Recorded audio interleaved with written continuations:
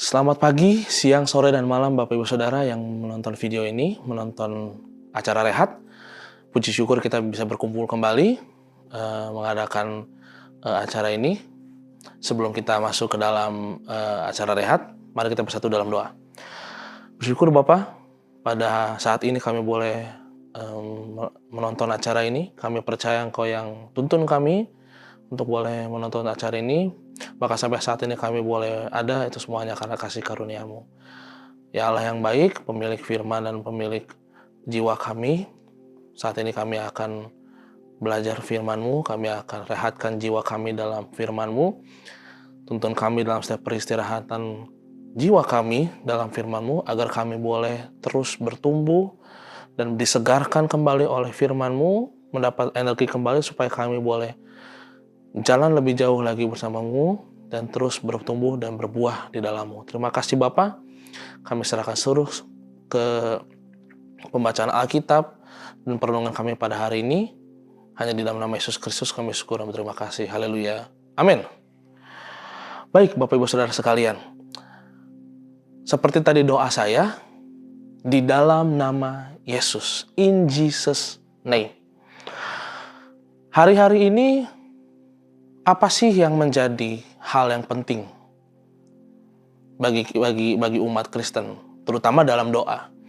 Dalam setiap permohonan kita, dalam setiap permintaan kita, dalam setiap doa syukur kita selalu secara mungkin sadar dan tidak sadar, di ujung doa dan permohonan kita, baik pada pagi hari maupun pada malam hari sebelum kita tidur, selalu diakhiri dengan di dalam nama Tuhan Yesus Kristus. Boleh juga dalam nama Yesus, boleh juga dalam nama Allah Bapa, Putra, Roh Kudus. Tetapi yang pasti kita selalu mengatasnamakan sesuatu doa kita dengan nama Tuhan Yesus Kristus. Pada hari ini kita mau belajar sesuatu dari satu ayat yang berada di kitab Keluaran, salah satu kitab yang ditulis oleh Musa. Kita buka di Keluaran pasal 20 ayat yang ke-7 dalam terjemahan baru. Jangan menyebut nama Tuhan Allahmu dengan sembarangan, sebab Tuhan akan memandang bersalah orang yang menyebut namanya dengan sembarangan. Bapak Ibu Saudara sekalian, bagian paling krusial dari doa kita adalah dalam nama siapa kita memanjatkan doa kita. Bapak Ibu Saudara, tidak hanya jemaat. Mungkin kalau Bapak Ibu Saudara masih suka kelewat, itu masih bisa kita maklumi. Tetapi bahkan dosen sekalipun, bahkan pendeta sekalipun, buat saya sendiri, saya melihat masih ada juga yang sering skip untuk mengucapkan yang namanya di dalam nama Tuhan Yesus Kristus, di dalam nama Yesus Kristus. Padahal Bapak Ibu Saudara, kalau kita lihat di Yohanes 14 ayat 13, Yesus bilang ini, dan apapun juga yang kamu minta dalam namaku, aku akan melakukannya supaya Bapa dipermuliakan di dalam anak. Ini adalah percakapan dari Yesus Kristus dengan murid-muridnya di malam terakhir, di saat mereka sedang melakukan perjamuan, di mana murid-muridnya bertanya tentang bagaimana kita bisa berdoa, gitu. Yesus bilang sendiri, kalau kamu berdoa, ya kamu minta kepada Bapa, tetapi di dalam namaku, supaya kalau di ayat 13 tadi, supaya aku akan melakukannya, supaya Bapa dipermuliakan. Lagi-lagi, ini memperlihatkan bahwa dasar dari doa kita di hadapan Allah itu valid adalah di dalam nama Yesus Kristus. Sehingga aku, yaitu Yesus, akan melakukannya supaya Bapa dipermuliakan di dalam anaknya. Bapak Ibu Saudara, kita sedikit belajar sejarah sedikit ya. Karena memang dalam budaya Yahudi pada waktu itu dan sampai sekarang dalam budaya-budaya kerajaan sampai di masa-masa pertengahan, mempergunakan nama, baik itu institusi ataupun orang, dalam suatu percakapan atau transaksi atau argumen, itu berarti kita mempergunakan otoritas dalam bentuk dalam apapun keterlibatan nama itu.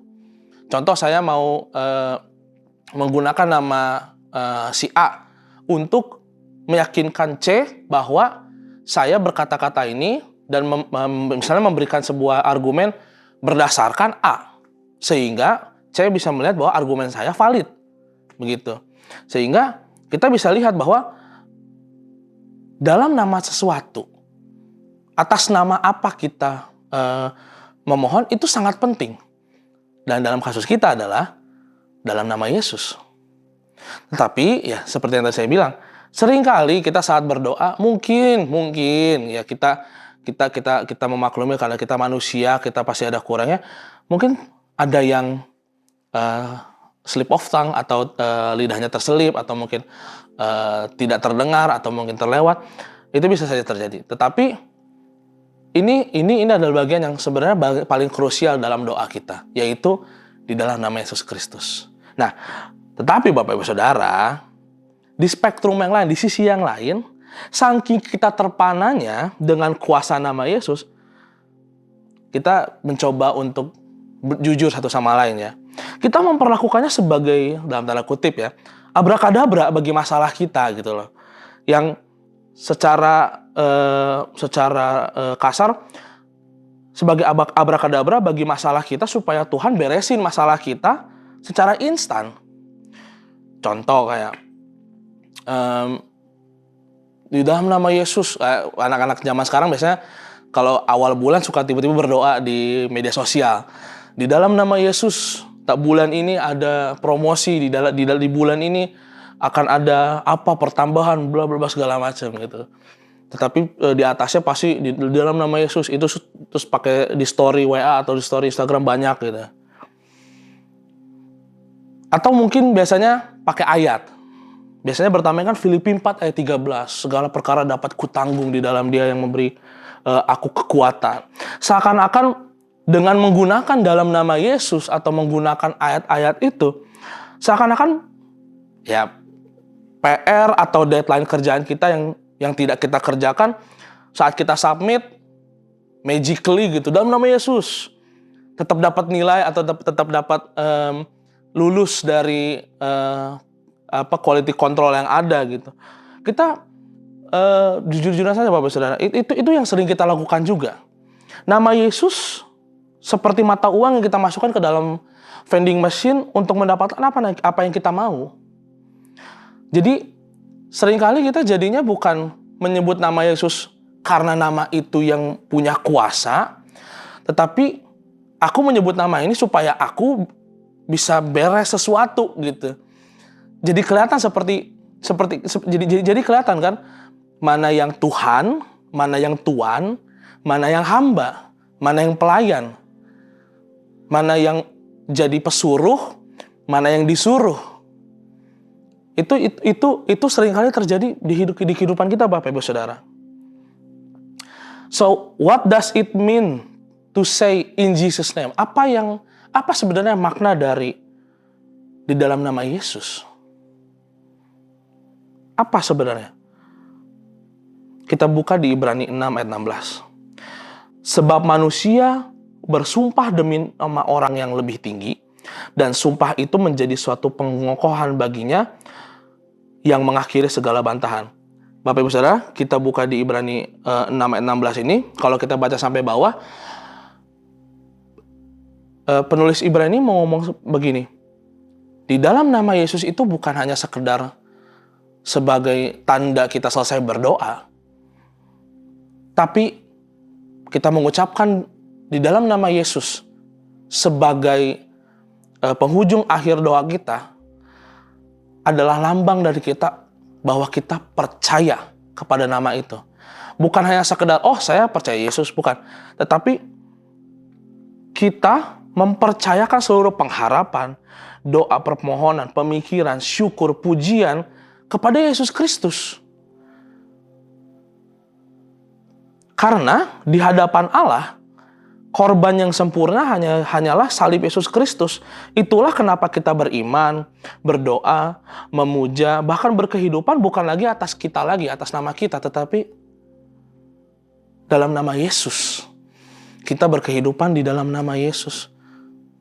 Karena Roma 8 ayat pertama, Roma 8 mengatakan bahwa yang di dalam Yesus Kristus bukan lagi ciptaan lama tapi ciptaan baru. Sehingga kita bukan lagi kita lagi, tapi kita adalah manusia yang baru di dalam Yesus Kristus.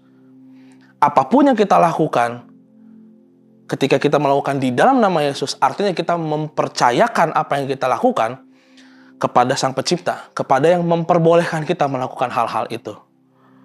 Maka daripada itu, Bapak Ibu Saudara,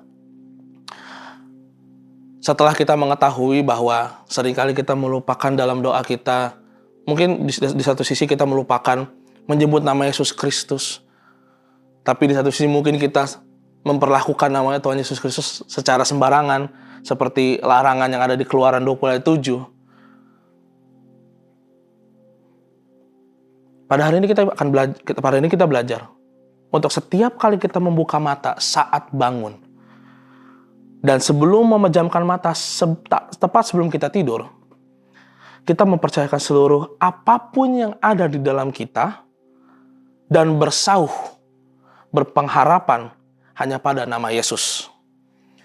Seperti Ibrani 6 mengatakan bahwa pengharapan adalah sauh yang kuat. Sauhnya itu siapa? Yesus Kristus. Pengharapan kita kepada siapa? Kepada Yesus Kristus.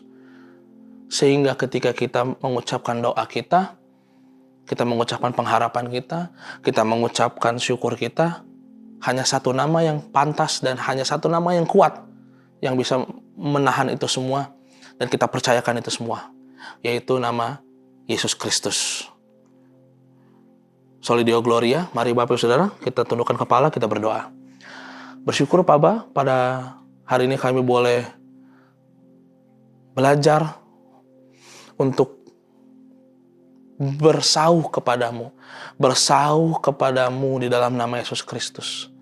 Karena Bapa, kami percaya tidak ada nama lain di langit, di atas langit dan di bawah bumi ini yang Kau berikan kuasa atas apapun selain nama Yesus Kristus. Biar kami Bapa dalam setiap keseharian kami terus mengingat nama Yesus Kristus sebagai pengharapan kami, sebagai pencipta kami, sebagai junjungan hidup kami, sebagai juru selamat kami. Supaya kami yang sudah ditebus oleh nama Yesus Kristus boleh selalu hidup bukan bagi diri kami lagi, tapi bagi nama-Mu, bagi nama Yesus Kristus. Terima kasih Allahku, terima kasih Yesus Kristus atas kebaikan-Mu pada hari ini. Kami siap menjalani hidup sehari-hari kami di dalam nama-Mu. Dan doa ini kami alaskan hanya di dalam satu nama yang kuat, satu nama yang teguh, nama Juru Selamat kami, di dalam nama Tuhan Yesus Kristus. Amin.